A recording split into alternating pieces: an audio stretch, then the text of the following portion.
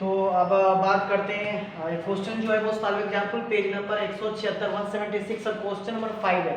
ये क्वेश्चंस भी एग्जाम में पूछा जाता है, हालांकि हो सकता है कि आपका डिजिट चेंज हो बट लैंग्वेज वही रहेगा। आपको उसी से पकड़ लेना कि क्वेश्चंस किस टाइप से बनेंगे। जैसे कि मैंने अभी थोड़ी देर पहले क्वेश्चन 7 बताया था। उस क्वेश्चन में आपको एक्स अक्ष पर जो दिया गया था, इसमें क्या है वाई अक्ष पर दिया रहेगा।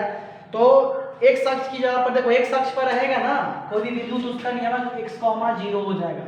किस अक्ष पर? एक्स अक्ष पर। एक्स अक्ष पर बिंदु का नियम कितना हो जाएगा? x, 0। लेकिन वही y अक्ष पर रहेगा तो y अक्ष पर जो बिंदु का नियामक हो जाएगा 0, कितना? y। तो ये चीजें आपको कंसेप्ट क्लियर करनी है, ध्यान से देखनी है, ये चीजें भूलनी नहीं है कि x अक्ष पर रहेगा तो x, 0 रहेगा और y अक्ष पर रहेगा तो 0, y रहेगा। ये चीजें आपको भूलनी नहीं है, ठीक है। तो हमें क्या करना है कि कह रहा है कि y अक्ष पर एक ऐसा बिंदु ज्ञात कीजिए जो a 6, 5 है और b -4, 3 से समदूरस्थ है, ठीक है। तो अब मान लो, देखो मानने के लिए आप ऐसे या तो ऐसे लाइनिंग कर लो या फिर ऐसे लाइनिंग कर लो, उससे कोई फर्क नहीं पड़ता है। तो आप मान लो कि ये y अक्ष है, ठीक है, और y अक्ष पर कोई बिंदु आप कुछ भी मान लो हम यहाँ पर मानते हैं m। क्या है? m। और y अक्ष की जहां तक बात कर रहा है तो y m बिंदु पर जो इसका नियामक बनेगा 0, कितना बनेगा? y। मान लो कि यहां लिखना पड़ेगा हल में कि माना कि y अक्ष पर वह बिंदु क्या है? m है, ठीक है, जिसका नियामक कहो या निर्देशांक कहो, जिसका नियामक 0, क्या होगा? y। कोई दिक्कत है? नहीं होना चाहिए। अब ध्यान से देखेंगे, अगर हमें कहता, देखो यहां पर आप कुछ भी मान सकते हो, m मान सकते हो, p मान सकते हो, q कुछ भी मान सकते हो। जहां तक y अक्ष पर कहता है तो 0, y रहता। अगर x अक्ष पे रहता तो यहाँ x, 0 हो जाता। तो m बिंदु मैंने माना कि y अक्ष पर वह बिंदु क्या है? m है, तो इसका नियमक 0, क्या बनेगा? y बनेगा। और इसमें जो है a जो दिया हुआ है, a है जो सेंटर जो है उसमें a का जो है वो 6, 5 है, 6, 5 है, और b जो है वो आता है 4, 3, सॉरी -4, 3, ठीक है। तो इस तरह से सॉल्व कैसे करना, जैसे मैंने पहला क्वेश्चन बताया था क्वेश्चन नंबर 7 एक अक्ष वाला, बिल्कुल उसी तरह से आपको इस क्वेश्चन को सॉल्व करना है। तो पहले लिख लो कि माना कितना, तो आप लिख लिए हैं, तथा m बिंदु का नियामक भी आपने लिख लिया है और a का नियामक लिखे, तथा a का नियामक देखेंगे, a का नियामक कितना है? 6, 5 है।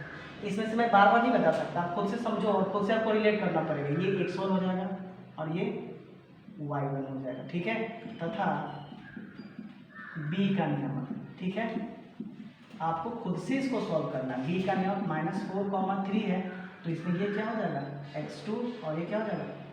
y2। ये बार बार मैं नहीं लिखूंगा, आपको खुद से ये सब चीजें ध्यान में रखनी है, ठीक है। तो हमें अब क्या करना है कि इन दोनों के बीच की दूरी निकालना है, यानी m बिंदु से am की दूरी और m से mb की दूरी।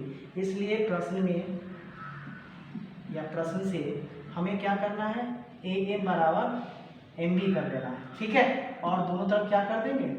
वर्ग कर देंगे, अर्थात स्क्वायर करेंगे, वो स्क्वायरिंग बोथ साइड, दोनों तरफ वर्ग करेंगे। ये आपको करना है, अनिवार्य है, ठीक है। जब दोनों तरफ वर्ग करेंगे तो हमारे पास am का स्क्वायर होगा और ये mb का स्क्वायर होगा। तो ध्यान से देखेंगे, हमें स्क्वायर को थोड़ी देर के लिए भूल जाना है, हमें ध्यान में रखना है am को और mb को। तो m का मतलब कि a और m के बीच की दूरी, और mb का मतलब कि m और b के बीच की दूरी। मैंने पहले भी आपको बताया था कि अगर आपको दो बिंदु, मान लो कि इस टाइप का दो बिंदु रहे, एक रहे a और एक रहे b, इन दोनों के बीच की दूरी निकालना हो तो a इंटू बी बराबर क्या होता है? √x1 - x2 whole square plus y1 - y2 का होल स्क्वायर। डिस्टेंस फॉर्मूला मैंने बताया था बहुत पहले ही। तो मैंने पहले am के बीच की दूरी निकालना है, तो आप इसको नॉर्मली क्या कर लोगे? नॉर्मली लिखोगे इसको, root under x1 minus x2 का whole square plus y1 minus y2 का होल स्क्वायर का टोटल का होल स्क्वायर। ठीक है, टोटल का होल स्क्वायर, इसका तो होल स्क्वायर रहेगा। ठीक है, ये तो होल स्क्वायर रहेगा, इस टोटल क्या रहेगा, होल स्क्वायर हो जाएगा। अब बात करते हैं MB की, same thing same process, x1 x2 का whole square plus y1 y2 का होल स्क्वायर का सबका होल स्क्वायर। अब चाहो तो स्क्वायर से ये रूट क्या हो जाएगा, कट जाएगा। सेम चीज है, आपने जो क्वेश्चन 7 देखा बिल्कुल उसी का 2 कॉपी है, बशर्ते से उसमें x अक्ष था, इसमें y अक्ष है। ठीक है, तो इसमें x1 माइनस x2 का क्या हो जाएगा ये बेटा, होल स्क्वायर, और y1 माइनस y2 का होल स्क्वायर, और ये भी नॉर्मली x1 x2 का whole square plus y1 y2 का होल स्क्वायर होगा। ठीक है, अब आपको मान से पुट करना है कि इसमें से कौन सा मान होगा और कौन सा नहीं होगा। अब हमें देखना है x1 6 माइनस x2 माइनस 4, पहले तो माइनस है ना, फिर माइनस 4 होल स्क्वायर। ठीक है, फिर प्लस y1 5 माइनस माइनस तो माइनस y2 3। ठीक है, होल स्क्वायर। अब बराबर, अब आगे की बात करते हैं। अब हम क्या करना है, AM के बीच की दूरी निकालना है। सॉरी, ये थोड़ा सा मिस्टेक हो गया, और मिस्टेक थोड़ा सा कहाँ से है, क्योंकि अब ध्यान से देखो। ठीक है, और वो मिस्टेक हुआ है क्योंकि हमें इन दोनों के बीच की दूरी निकालनी थी, इसके लिए तो x1 ये हो जाएगा।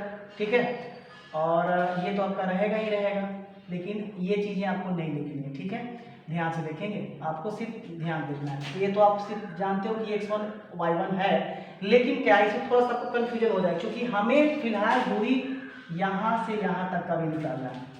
ठीक है, तो हमारे लिए x1 ये हो जाएगा और y1 हो जाएगा, और x2 और ये y2 हो जाएगा। तो देखेंगे यहाँ पर हमारे लिए x1 तो ये रहेगा 6, और x2 क्या रहेगा, यहाँ पर 0 हो जाएगा। ठीक है, तो 0 का होल।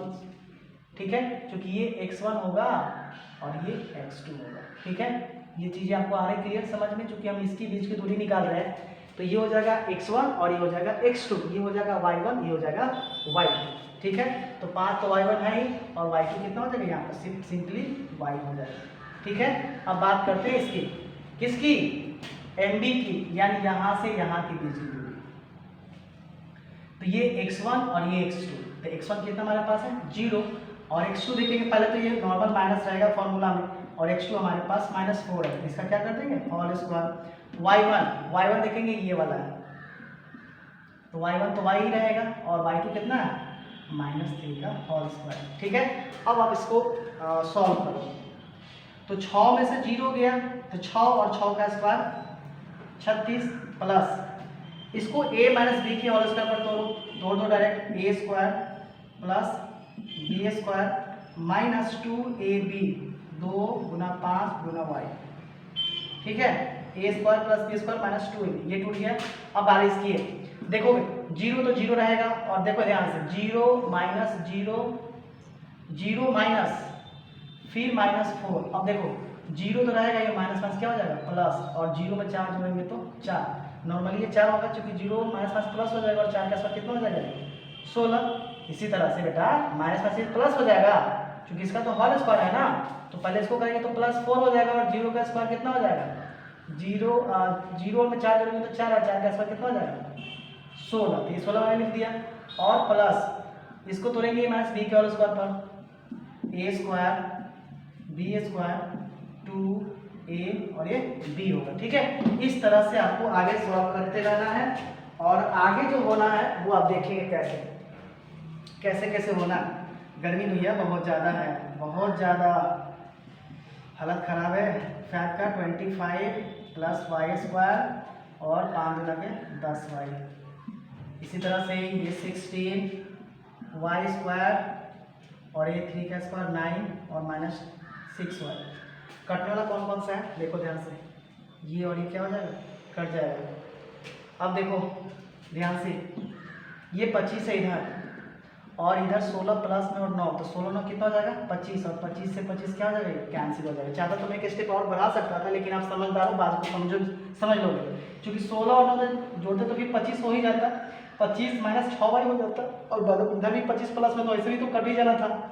तो हमारे पास क्या क्या बच गया, देखें कटने वाला जो बचने वाली जो चीज़ें हैं वो ध्यान से देखेंगे इधर, कौन कौन सी चीज़ें हैं जो बची अभी हमारे पास जो बचने वाला है वो है 36 और -10y, ठीक है। और इधर हमारे पास नॉर्मली कितना बचा, -6y, ठीक है।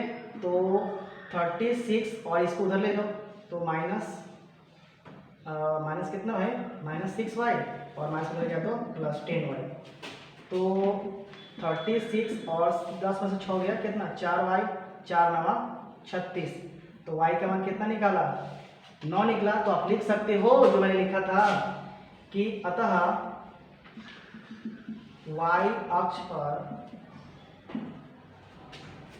जो बिंदु M थी उसका नियामक 0,5 अर्थात 0, कितना होगा 9 होगी। इस तरह से आपको क्वेश्चन को क्या करना है, सॉल्व कर लेना। ओके चलो।